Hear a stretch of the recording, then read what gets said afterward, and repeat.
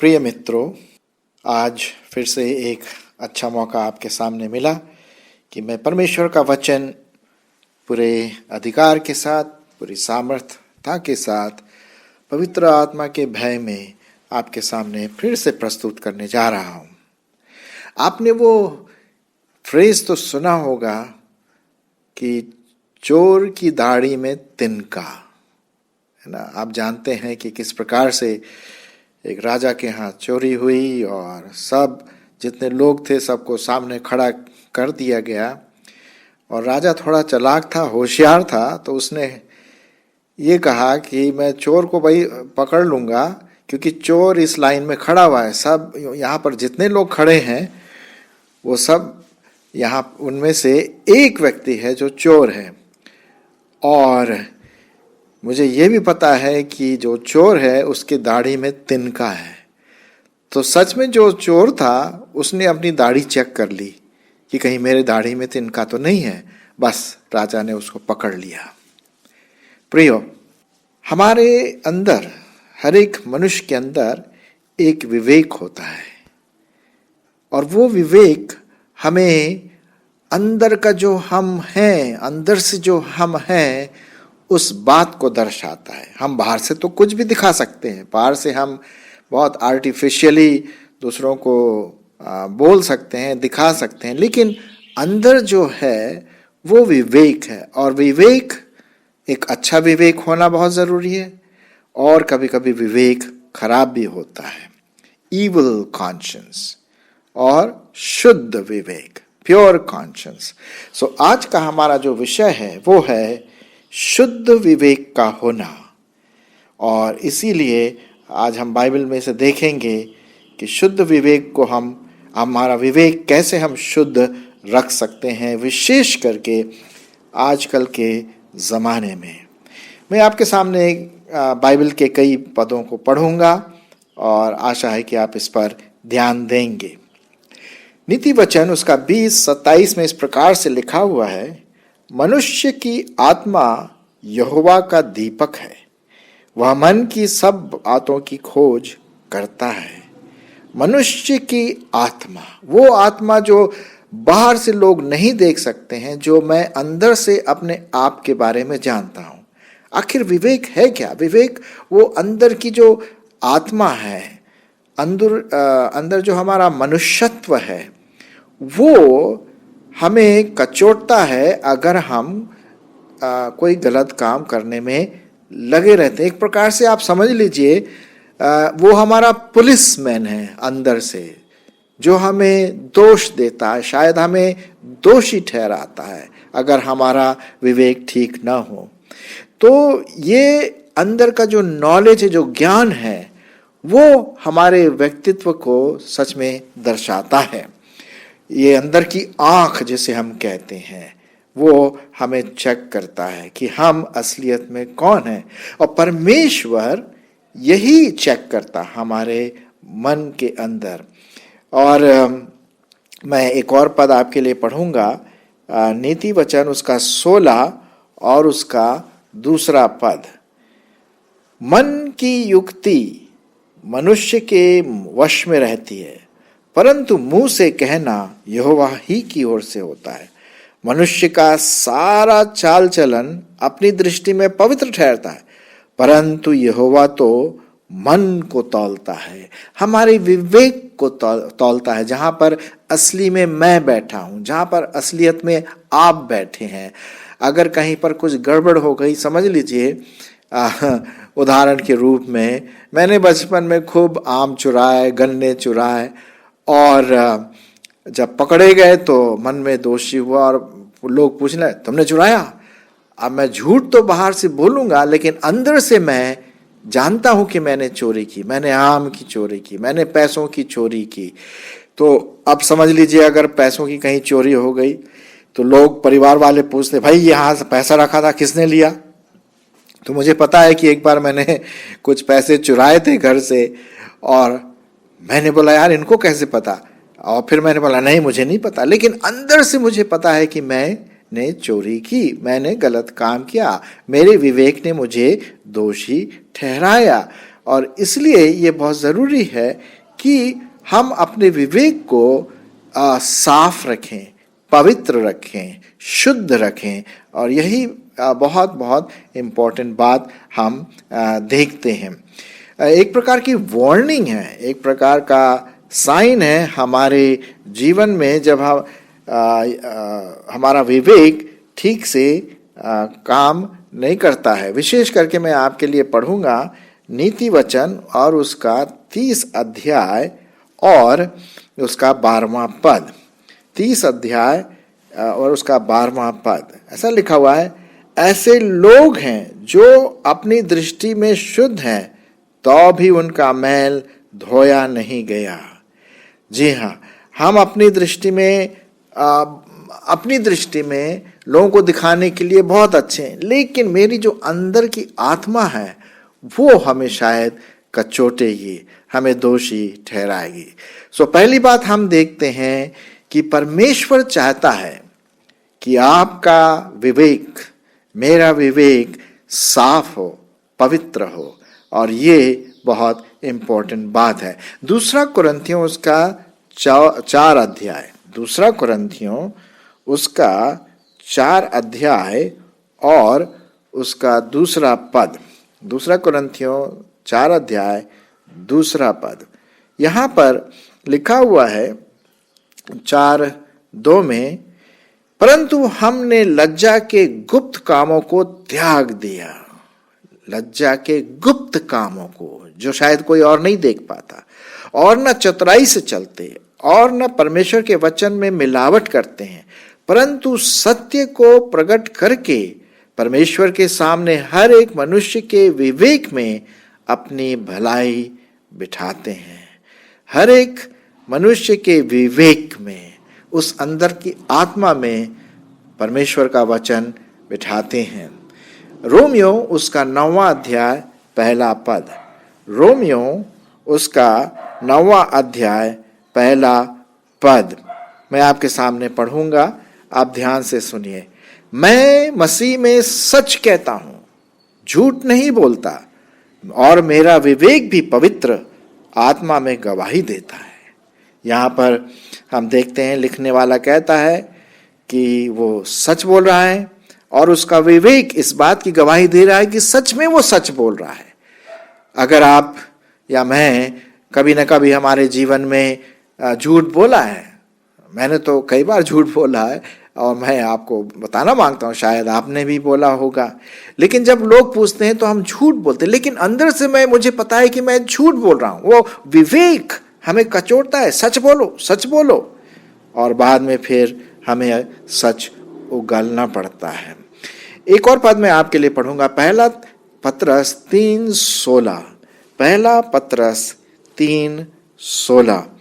यहाँ पर इस प्रकार से लिखा हुआ है, और विवेक भी शुद्ध रखो, इसलिए कि जिन बातों के विषय में तुम्हारी बदनामी होती है, उनके विषय में वे तुम्हारे मसीही अच्छे चाल चलन का अपमान करते हैं, लज्जित हो। देखो कितना अच्छा परमेश्वर का वचन कहता है कि जो विवेक है उसको हमें साफ रखना है, शुद्ध रखना है, ताकि हमारा जो चाल चलन है, हमारा जो व्यवहार है, लोग चाहे उसको गलत रीति से क्यों न लें, हमारा चाल चलन शुद्ध है तो हमें किसी से डरने की जरूरत है। और शायद बाद में जो लोग हम पर इल्जाम लगाते हैं, दोष लगाते हैं, शायद उनको लज्जित होना पड़े। पहली बात हमने देखा कि हमारे विवेक को पवित्र रखना है, शुद्ध रखना है। और भी पद हैं जो मैं नहीं पढ़ूंगा अभी, लेकिन जैसे कि प्रेरितों के काम उसका 23वां अध्याय पहले पद में हम इसी से संबंधित पढ़ते हैं, और प्रेरितों के काम 24-16 में भी हम देखते हैं। इस बात का हम ध्यान रखें कि हमारा जो विवेक है वो परमेश्वर के वचन पर आधारित रहे। एक और पद मैं आपके सामने पढ़ना मांगता हूँ, पहला पत्रस 3:21, और उसी पानी का दृष्टांत भी, अर्थात बपतिस्मा यीशु मसीह के जी उठने के द्वारा अब तुम्हें बचाता है। उससे शरीर के मैल को दूर करने का अर्थ नहीं, परंतु शुद्ध विवेक से परमेश्वर के वश में हो जाने का अर्थ है। फिर से वो शब्द आया, शुद्ध विवेक, पवित्र विवेक, साफ विवेक। दूसरी बात हम देखते हैं, ये जो हमारा विवेक है ना, ये कहीं ना कहीं गड़बड़ कर गया, पाप में विलीन हो गया। और विशेष करके अगर हम देखें उत्पत्ति उसका 3 अध्याय 7 से 8 पद, उत्पत्ति उसका 3 अध्याय 7 से 8 पद मैं आपके सामने रखूंगा। यहां पर अगर आप जानते हैं, संदर्भ इस प्रकार से है कि परमेश्वर ने आदम और हवा को कहा कि भाई देखो, सब तो तुम फल खाओ, एंजॉय करो, काम करो, सब कुछ खाओ, लेकिन एक पेड़ है जो बीच में है, उसका फल मत खाना, ये मेरी आज्ञा है तुम्हारे लिए। तो मैं बोला हाँ भाई ठीक है ठीक है। लेकिन उन्होंने क्या किया, शैतान की बातों को सुन करके वो फल खाया। अब हम पढ़ते हैं 7वां पद, तब उन दोनों की आंखें खुल गई। कब? जब उन्होंने फल खाया, आंखें खुल गई और उनको मालूम हुआ कि वे नंगे हैं। सो उन्होंने अंजीर के पत्ते जोड़ जोड़ कर लंगोट बना लिए। देखिए, क्या वो पहले नंगे नहीं थे? लेकिन जब अब उनकी आंखें खुल गई तो वो उनको एम्बैरेसिंग लगने लगा, लज्जित होने लगे। उनके जीवन में, उनके व्यक्तित्व में खोट आ गया, दोष आ गया और फटाफट उन्होंने पत्ते जोड़ करके एक प्रकार का कपड़ा बना लिया। तब हम देखते हैं 8वां पद, तब यहोवा परमेश्वर जो दिन के ठंडे समय वाटिका में फिरता था, उसका शब्द उनको सुनाई दिया। तब आदम और उसकी पत्नी वाटिका के वृक्षों के पीछे यहोवा के परमेश्वर से छिप गए। ये देखिए, जब दोष होता है, जब विवेक पाप में रहता है, दोषित होता है, तो छिपते हैं। चोर कभी भी सामने नहीं आएगा, वो हमेशा छिपेगा। आतंकवादी हमेशा छिप करके काम करते हैं।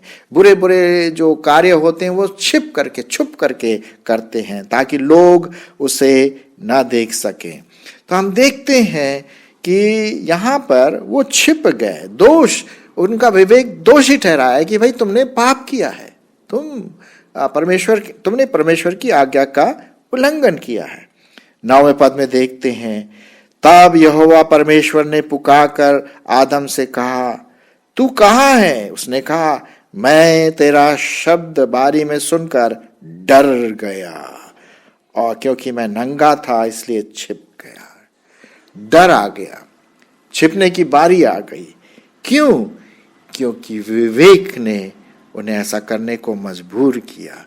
ये आदम और हवा से चली आ रही मेरे दोस्तों, और हमारा विवेक पाप के छाप से ग्रसित है। जी हाँ, और वही बात हम देखते हैं।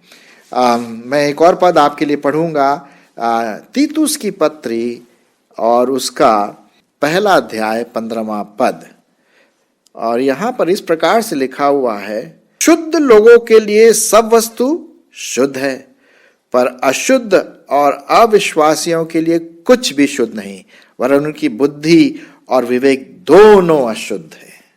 जी हाँ, पाप में संसार में रह करके हम जब जन्म लिए हैं तो हमारा विवेक अशुद्धता में रहा है, जब तक कि हम प्रभु यीशु मसीह के सामने न आए।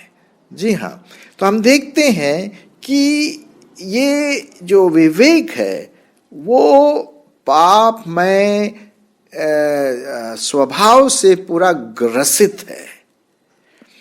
एक और पद मैं आपके सामने पढ़ना मांगता हूं, और वो है रोमियो की पत्री और उसका 1 अध्याय 21 से 25 तक मैं आपके लिए पढ़ूंगा। 1 अध्याय 21 से 25 तक। इस कारण कि परमेश्वर को जानने पर भी उन्होंने परमेश्वर के योग्य बड़ाई और धन्यवाद न किया, परंतु व्यर्थ विचार करने लगे, यहां तक कि उनकी बुद्धि और निर्बुद्धि मन अंधेरा हो गया। विवेक अंधेरा हो गया।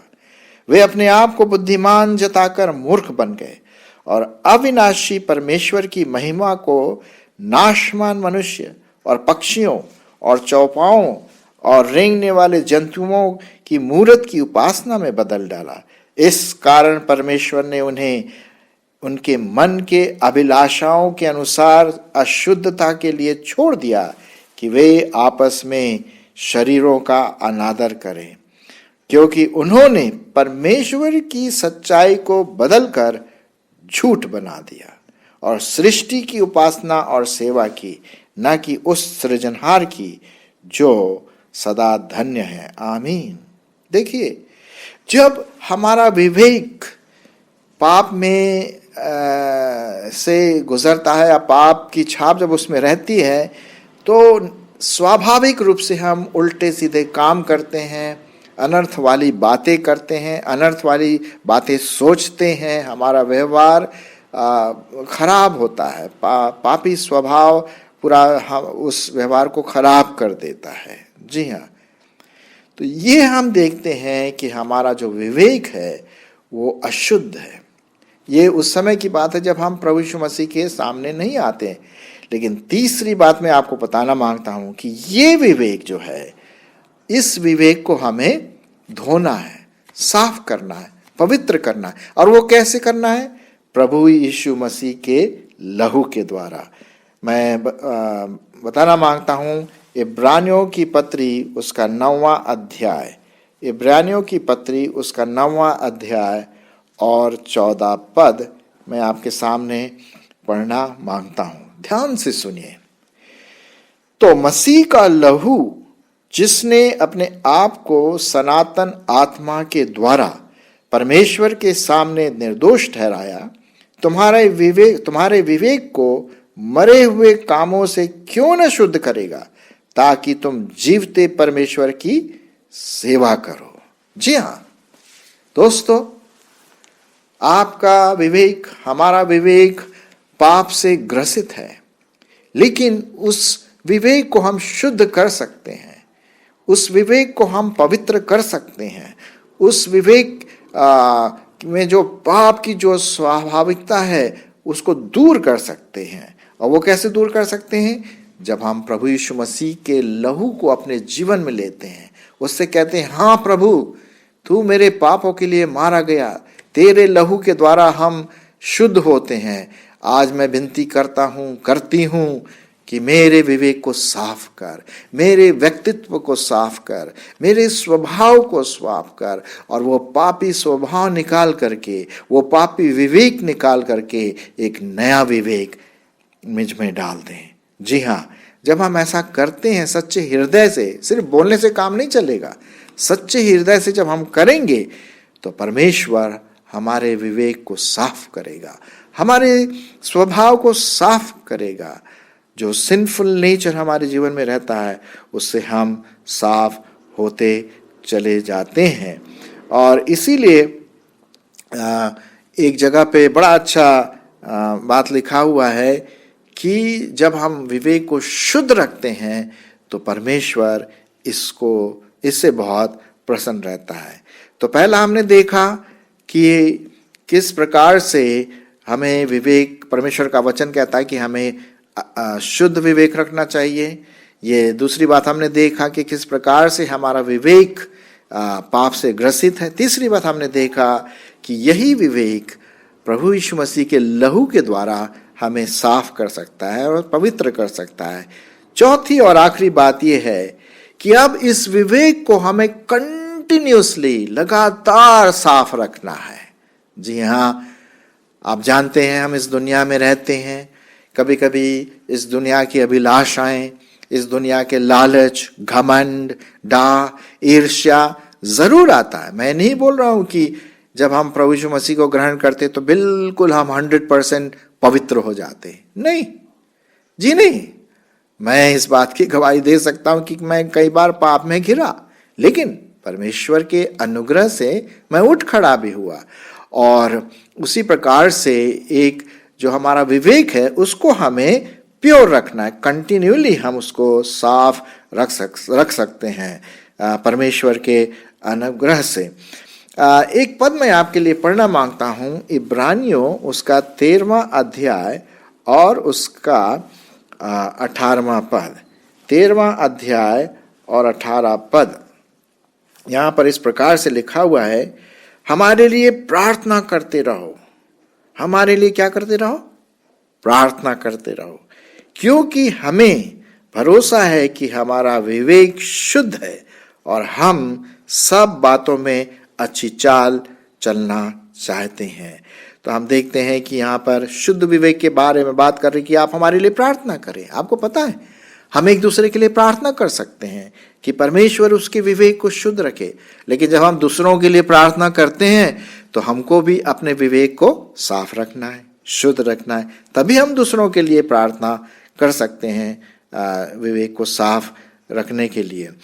एक और चीज़ मैं आपके सामने रखना मांगता हूँ, और वो है कि अपने पापों को जब भी हम सोचते हैं कि मैंने कुछ गलती किया है, मैंने कुछ व्यर्थ विचार अपने दिमाग में लाया है, और जहाँ व्यर्थ विचार आ गया ना, जहाँ लालच आ गया, जहाँ घमंड आ गया, वो मुझे पता पड़ जाएगा, वो मुझे पता पड़ जाएगा, क्योंकि मैं जानता हूँ कि मैं कौन हूँ, मैं क्या सोच रहा हूँ, मैं क्या सोच रही हूँ, मेरा क्या व्यवहार है, विचार है।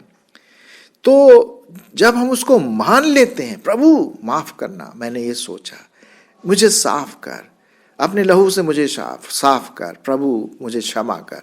जब हम ऐसी प्रार्थना करते तब तो परमेश्वर साफ करने के लिए तैयार है। जी हाँ, ऐसी ही एक किस्सा हम देखते हैं दाऊद के विषय में। दाऊद परमेश्वर का बहुत प्रेमी था, परमेश्वर उसको प्यार करता था, वो भी परमेश्वर को बहुत प्यार करता था। परमेश्वर ने उसको चुना था और अपनी महिमा के लिए, अपनी मिनिस्ट्री के लिए, और राजा बनाया था, भविष्यवक्ता दिया था, सब कुछ दिया था।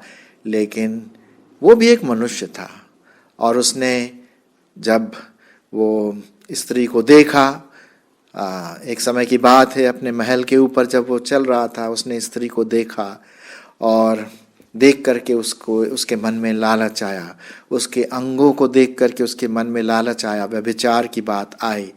और हम पढ़ते हैं पहले सामुएल में कि उसने उसके साथ व्यभिचार किया।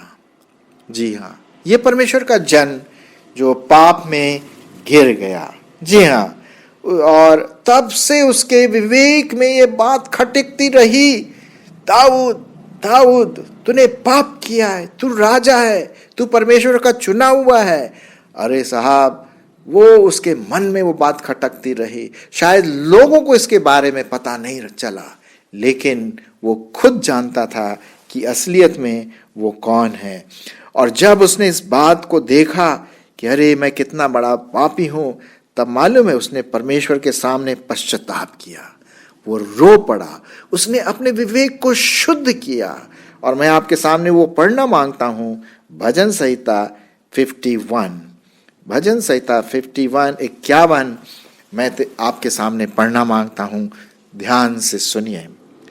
हे परमेश्वर, अपनी करुणा के अनुसार मुझ पर अनुग्रह कर, अपनी बड़ी दया के अनुसार मेरे अपराधों को मिटा दे। देखिए उसके शब्दों पर ध्यान दीजिए, किस प्रकार से वो अपने पापों को मान रहा है, अपने विवेक को परमेश्वर के अनुग्रह से शुद्ध कर रहा है। फिर दूसरा पद, मुझे भली भांति धोकर मेरा अधर्म दूर कर और मेरा पाप छुड़ाकर मुझे शुद्ध कर। मैं तो अपने अपराधों को जानता हूं और मेरा पाप निरंतर मेरी दृष्टि में रहता है। मैंने केवल तेरे ही विरुद्ध पाप किया है और जो तेरी दृष्टि में बुरा है वही किया है, ताकि तू बोलने में धर्मी और न्याय करने में निष्कलंक ठहरे। देख, मैं अधर्म के साथ उत्पन्न हुआ और पाप के साथ अपनी माता के गर्भ में पड़ा। देख, तू हृदय की सच्चाई से प्रसन्न होता है। देखिए यहाँ पर कितना अच्छा लिखा है, देख तो हृदय की सच्चाई से प्रसन्न होता है और मेरे मन ही में ज्ञान सिखाएगा। जूफा से मुझे शुद्ध कर तो मैं पवित्र हो जाऊंगा, मुझे धो और मैं हिम से भी अधिक श्वेत बनूंगा। मुझे हर्ष और आनंद की बातें सुना, जिससे जो हड्डियां तूने तोड़ डाली है वो मगन हो जाए। अपना मुख मेरे पापों की ओर से फेर ले और मेरे सारे अधर्म के कामों को मिटा डाल। हे परमेश्वर, मेरे अंदर शुद्ध मन उत्पन्न कर। शुद्ध विवेक की बात हो रही है यहां पर। मेरे अंदर शुद्ध मन उत्पन्न कर और मेरे भीतर स्थिर आत्मा नए सिरे से उत्पन्न कर। मुझे यहां अपने सामने से निकाल न दे और पवित्र आत्मा को मुझसे अलग न कर। अपने किए हुए उद्धार का हर्ष मुझे फिर से दे और उदार आत्मा देकर मुझे संभाल। तब मैं अपराधियों को तेरा मार्ग सिखाऊंगा और पापी तेरी ओर फिरेंगे। हे मेरे परमेश्वर, हे मेरे उद्धार करता परमेश्वर, मुझे हत्या के अपराध से छुड़ा ले। तब मैं तेरे धर्म का जय जयकार करने पाऊंगा। हे प्रभु, मेरा मुंह खोल दे, तब मैं तेरा गुणवाद करूंगा। 16 पद, क्योंकि तू मेल बलि से नहीं प्रसन्न होता, नहीं तो मैं तो दे देता। होम बलि से भी तू प्रसन्न नहीं होता, तो फिर परमेश्वर किससे प्रसन्न होता है? 17 पद, टूटा मन परमेश्वर के योग्य बलिदान है। हे परमेश्वर, तू टूटे और पिसे हुए मन को तुच्छ नहीं जानता। प्रियो, कितना अच्छा है। शुद्ध विवेक के लिए प्रार्थना है। हमारे जीवन में कई बार ऐसा होता है, मेरे जीवन में कई बार ऐसी बातें आती हैं जो शायद परमेश्वर के वचन के खिलाफ है, लेकिन फिर मुझे दाऊद के समान प्रार्थना करना पड़ता है कि मुझे संभाल। एक और है जिससे हम परमेश्वर के प्रति हमारा विवेक शुद्ध रख सकते हैं, और वो है परमेश्वर का वचन। जितना आप परमेश्वर का वचन पढ़ेंगे उतना वो आपका मन, आपका विवेक शुद्ध होगा। जितना आप परमेश्वर के वचन का मनन करेंगे, आपका विवेक, हमारा विवेक शुद्ध होता चला जाएगा। फिर पाप के लिए कोई जगह ना होगी। एक जगह पे दाऊद लिखता है, मैंने तेरे वचन को अपने हृदय में रख छोड़ा है कि तेरे विरुद्ध पाप न करूं। आप परमेश्वर के वचन को पढ़िए, मनन करिए और परमेश्वर आपकी अगुवाई करेगा। आप अपना विवेक शुद्ध रख पाएंगे। Have a good conscience, a pure conscience, शुद्ध विवेक। परमेश्वर आपकी सहायता करे। धन्यवाद।